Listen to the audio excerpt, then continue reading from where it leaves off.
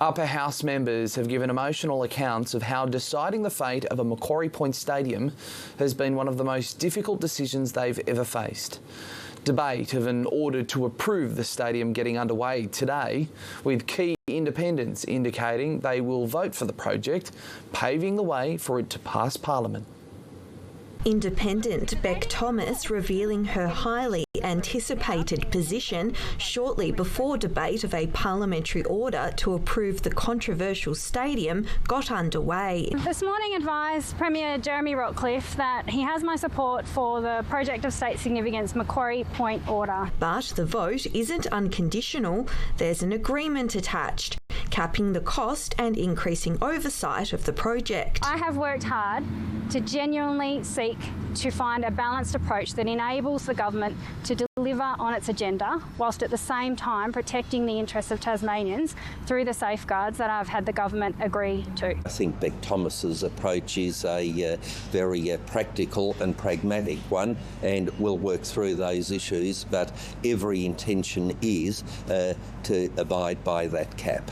Other MPs not willing to put their faith in the government, fellow independent Ruth Forrest indicating she won't support the order. I haven't sought specific commitments from the government, as I simply can't trust the government to deliver on them. The decision-making process taking its toll on Upper House members who say they received thousands of emails on the issue.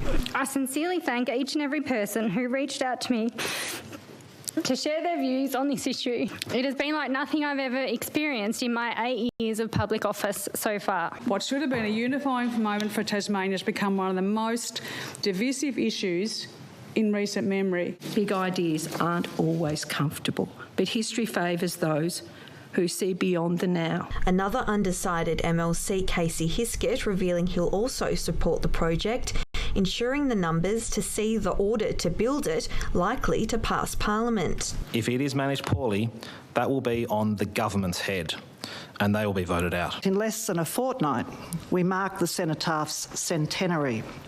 Given the likely vote on the order, it'll be a day of very mixed feelings for our veterans. How long debate and scrutiny of the order will continue remains unclear, the government not counting its chickens before they hatch. If you win, don't gloat. If you lose, don't moan, and we get on with life.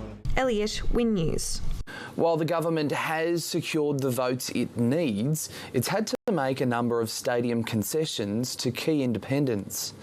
There's a new limit to how much the state is willing to spend, but the Treasurer is confident it won't mean a redesign.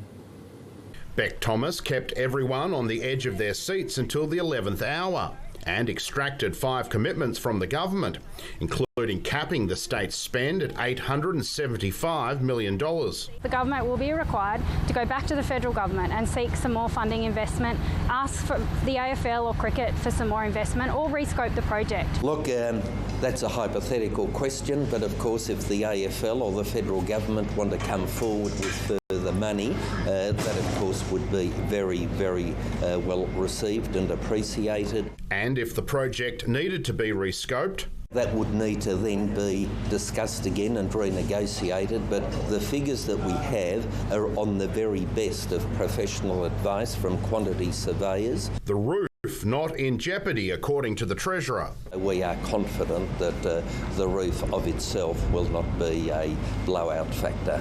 The Premier's also agreed to a design, quality and integrity review panel. These are designed to make the project better. Point of order, Speaker. Point of order. Will you accept and act on the advice? Have you given Ms Thomas this guarantee? Honourable Premier. Of course we will listen to any advice that comes forward. The government confident the last-minute concessions won't derail the project. Clearly, we won't be ending up with a half-built stadium. Beck Thomas has also been promised more money for grassroots sport, including $105 million in community infrastructure. That's an investment equivalent to its investment in the AFL High Performance Training Centre. It is also agreed to restore participation funding levels to $24.44 million annually over the next 4 years of the forward estimates. Alex Johnston, Win News. Stadium opponents have vowed to continue their campaign against the stadium, saying they'll ramp up the fight in new ways. But today's developments are a big step forward for the Tasmania Football Club, with its long-term future linked to the build. WIN Sports reporter Brent Costello joins us from Macquarie Point with the latest. The AFL has been consistent. No stadium means no team. But even with that uncertainty, the Devils have continued to forge ahead. We've remained firm from the start that we know what we're doing. We're here to develop our football program and prepare that football program for 28, and we haven't wavered. So that's how we intend to continue. But news the controversial project is now likely to pass Tasmania's upper house is what the football club has been waiting for since it was first awarded an interim AFL licence back in May 2023. It's probably been a long time coming for a lot of the staff that have been a football club without a team. So now that we've got athletes, we've got coaches and we're building out a program, I think it's very real for the public and for the staff. Pigeon says despite the uncertainty surrounding the stadium, it hasn't stopped some of the industry's biggest names taking on roles in Tasmania. The latest, former AFL player and coach Matthew Knights, will become the Devils' new head of academy. I just made the decision anyway.